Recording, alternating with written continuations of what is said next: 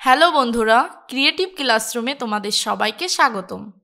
এই ভিডিওটিতে আমি ষান্মাসিক সামষ্টিক মূল্যায়ন 2024 বিষয় গণিত শ্রেণী সপ্তম এর আরও একটি নমুনা শিক্ষার্থী নির্দেশনা নিয়ে আলোচনা করব।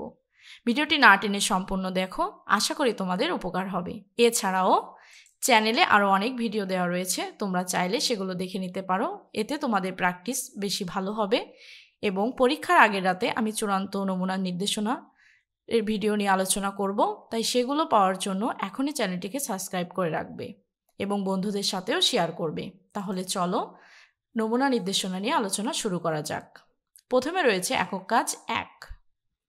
ঢাকা, সিলেট ও চট্টগ্রামের 3টি ট্রাফিক লাইটে যথাক্রমে 6 মিনিট, 2.5 মিনিট এবং 4 মিনিট পর আলো জ্বলে, লাল আলো জ্বলে।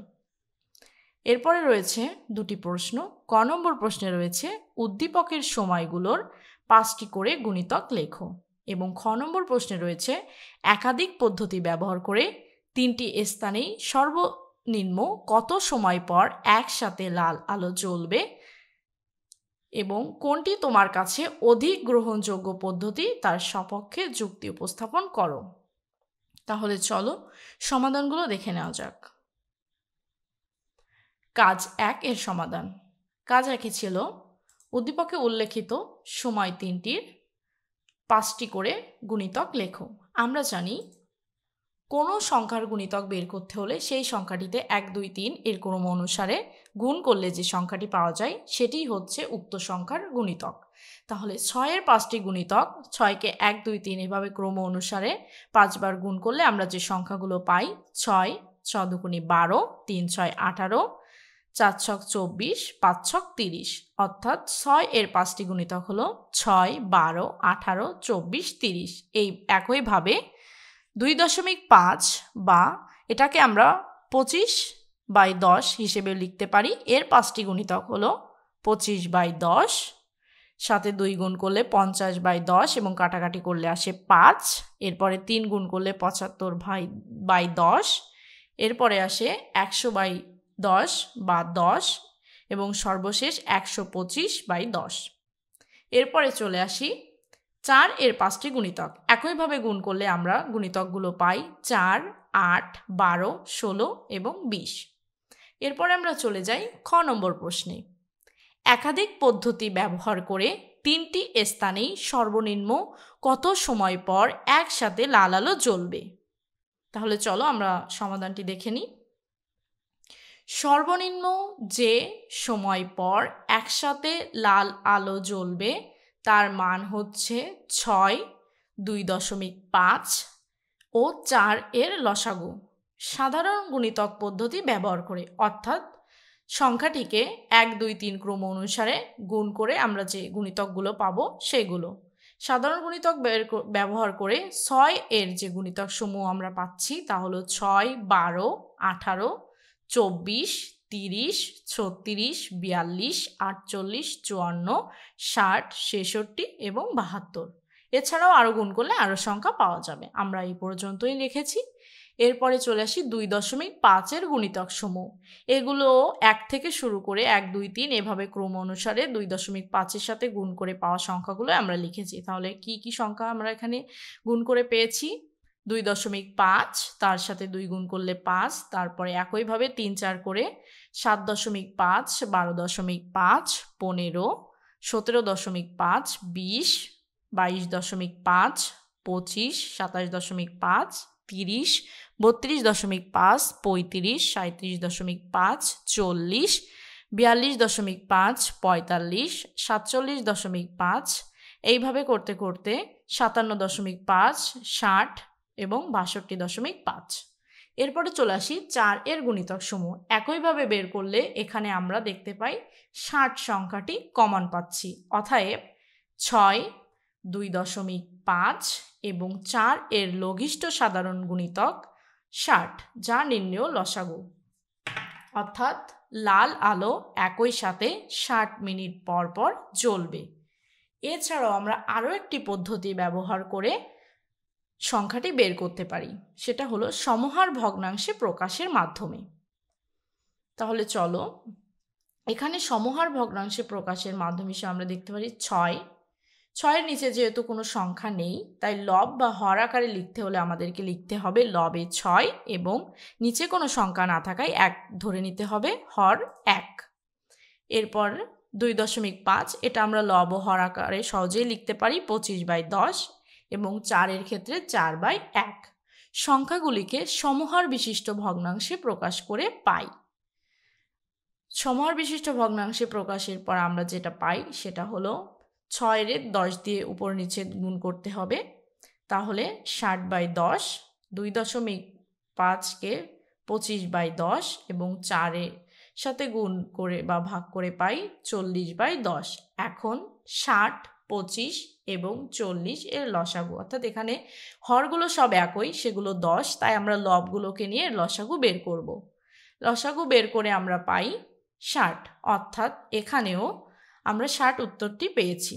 এখানে আমাদের এবার যুক্তি দিতে হবে যে কোন পদ্ধতিতে ব্যবহার করা বেশি সহজ। এখানে আমরা আলোচনার মাধ্যমে এটা দিতে পারি। 60 মিনিট পর একই সাথে লাল আলো জ্বলবে। এই দুটি পদ্ধতির মধ্যে সমহার ভগ্নাংশের মাধ্যমে লসাগু নির্ণয় সহজতর, কারণ এখানে উৎপাদকে বিশ্লেষণের মাধ্যমে লবগুলোর লসাগু নির্ণয় করতে হয়, যা অপেক্ষাকৃত কম কার্যকর। সাধারণ গুণিতক পদ্ধতিতে অনেক সময় অনেকগুলো সাধারণ গুণিতক বের করা লাগতে পারে, যা সময় সাপেক্ষ ব্যাপার। তাই সমহার ভগ্নাংশের সাহায্যে লসাগু নির্ণয় পদ্ধতি অধিক গ্রহণযোগ্য। আশা করি তোমরা এটা বুঝতে পেরেছ। তাহলে চলো আমরা 2 নম্বর প্রশ্নে চলে যাই। কাজ 2-এ রয়েছে দীপা ও সাদিয়ার বর্তমান বয়সের অনুপাত 5:4 এবং সাদিয়া ও নিনিতের বর্তমান বয়সের অনুপাত 7:2। নিনিতের বর্তমান বয়স 2 বছর 4 মাস। এখন আমরা প্রশ্নগুলো দেখে নিই। ক নম্বর প্রশ্নে রয়েছে দীপা ও সাদিয়ার বয়সের অনুপাতকে শতকরায় প্রকাশ করো। খ নম্বরে রয়েছে 5 বছর পর দীপার বয়স কত হবে। গ নম্বরে রয়েছে নিনিতের বর্তমান বয়স সাদিয়ার বর্তমান বয়সের শতকরা কত ভাগ। তাহলে চলো উত্তরটি দেখে নেওয়া যাক। প্রথমে আমাদেরকে দীপা ও সাদিয়ার বয়সের অনুপাতকে শতকরায় রূপান্তর করতে হবে। তাহলে দীপা ও সাদিয়ার বয়সের অনুপাত 5:4। অনুপাত আকারে লিখলে 5/4। এখন আমাদেরকে শতকরায় প্রকাশের জন্য এমন একটি সংখ্যার সাথে নিচের সংখ্যাটি অর্থাৎ হরে থাকা সংখ্যাটিকে গুণ করতে হবে যাতে সেটা 100 হয়। 100 হলে আমরা সংখ্যাটিকে শতকরায় রূপান্তর করতে পারবো। এক্ষেত্রে আমরা জানি 4-এর সঙ্গে 25 গুণ করলে 4×25 100 পাওয়া যায়, তাই আমরা লব ও হর 5 এবং 4 উভয়কে 25 দ্বারা গুণ করলে পাই 125/100%, অর্থাৎ 125%। তাহলে দীপা ও সাদিয়ার বয়সের অনুপাত শতকরায় প্রকাশ করলে পাই 125%। এরপরে চলে যাই খ নম্বর প্রশ্নে। 5 বছর পর দীপার বয়স কত হবে। উত্তরটি দেখে নিই। দেওয়া আছে নিনিতের বর্তমান বয়স 2 বছর 4 মাস। আমাদেরকে সম্পূর্ণ বয়সটিকে মাসে পরিণত করতে হবে। সেক্ষেত্রে আমাদেরকে 2কে 12 দ্বারা গুণ করে 4 দ্বারা যোগ করতে হবে। যোগ করলে উত্তর আসে 28 মাস। ধরি সাদিয়ার বর্তমান বয়স খ মাস এবং দীপার বর্তমান বয়স গ মাস। প্রশ্ন মতে 7:2 সমান খ:28। অনুপাত আকারে লিখে 7/2 সমান খ:28। আড়াআড়ি গুণ করে পাই 2 গুণ খ সমান 28 গুণ 7। এখানে ক্যালকুলেশনের পর খ এর মান আসে 98 মাস। এরপরে দেওয়া আছে সাদিয়া ও দীপার বয়সের অনুপাত 5:4। প্রশ্নপথে 5:4 সমান গ:98। একইভাবে এখানে আমরা ক্যালকুলেশন করে পাই গ সমান 122 মাস 15 দিন। এখানে সম্পূর্ণ ক্যালকুলেশনের পরে উত্তর আসে 10 বছর 2 মাস 15 দিন। এখন 5 বছর পর দীপার বয়স বের করতে হলে গ এর মানের সঙ্গে 5 যোগ করতে হবে।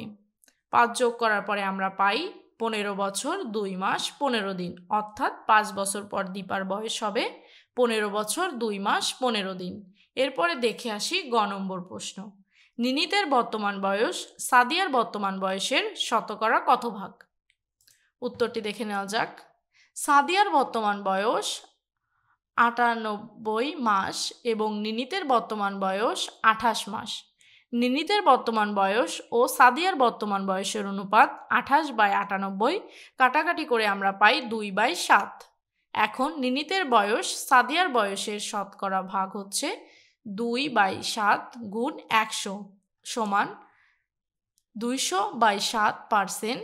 এটাকে আমরা এভাবেও লিখতে পারি 28 এর 4/7%। আশা করি তোমরা উত্তরটি বুঝতে পেরেছ। এরপরে চলে যাই 3 নম্বর কাজে। তন্ময়ের ক্লাস শিক্ষক তাকে একটি ত্রিভুজ অঙ্কন করতে বললেন, যার কোনো 3টি অনুপাত 1:1:2। এখন প্রশ্নটি হচ্ছে, ত্রিভুজের কোন 3টির মধ্যে সম্পর্ক লিখো এবং কোন 3টির মান নির্ণয় করে তা হতে ত্রিভুজের ধরন সম্পর্কে মতামত দাও। তাহলে চলো উত্তরটি দেখে নেওয়া যাক। এখানে আমি ভাগে ভাগে করে দিয়েছি তোমাদের বোঝার সুবিধার্থে। মনে করি ত্রিভুজের কোণ 3টি যথাক্রমে এ, বি ও সি। এদের মধ্যে সম্পর্ক হলো কোণ এ যোগ কোণ বি যোগ কোণ সি সমান সমান 180। কারণ আমরা জানি ত্রিভুজের যে কোনো 3টি কোণের সমষ্টি 180 ডিগ্রি। এরপরে চলে যাই খ নম্বর প্রশ্নে, অর্থাৎ প্রশ্নের দ্বিতীয় ভাগে। কোন 3টির মান নির্ণয় করে তা হতে ত্রিভুজের ধরন সম্পর্কে মতামত দাও। তাহলে চলো উত্তরটি দেখে নিই। ধরি ত্রিভুজের কোণদ্বয় x, x ও 2x। প্রশ্ন মতে x যোগ x যোগ 2x সমান 180। কারণ আমরা আগেই জেনেছি ত্রিভুজের 3 কোণের সমষ্টি সমান 180। অর্থাৎ যোগ করার পরে আসে 4x সমান 180। x সমান সমান 180/4, x এর মান আসে 45 ডিগ্রি। ত্রিভুজের কোণ 3টি হলো x সমান 45, আবার x সমান 45 এবং 2x সমান সমান 45 গুণ 2 অর্থাৎ 90 ডিগ্রি। সুতরাং ত্রিভুজের একটি কোণ 90 ডিগ্রি এবং অপর কোণদ্বয় পরস্পর সমান। অতএব আমরা বলতে পারি ত্রিভুজটি একটি সমদ্বিবাহু সমকোণী ত্রিভুজ। কারণ কোণ 90 ডিগ্রি মানেই ত্রিভুজটি অবশ্যই সমকোণী ত্রিভুজ হবে এবং দুটো বাহু সমান হওয়ায় ত্রিভুজটি সমদ্বিবাহু ত্রিভুজ। আশা করি তোমরা এই উত্তরটিও বুঝতে পেরেছ। আজকের ভিডিওটি এই পর্যন্ত। ধন্যবাদ সবাইকে। অঙ্কের ভেতরে কোনো বিষয় বুঝতে ভুল হলে বা সমস্যা হলে আমাকে অবশ্যই কমেন্ট করে জানাবে এবং বন্ধুদের সাথে ভিডিওগুলো শেয়ার করবে।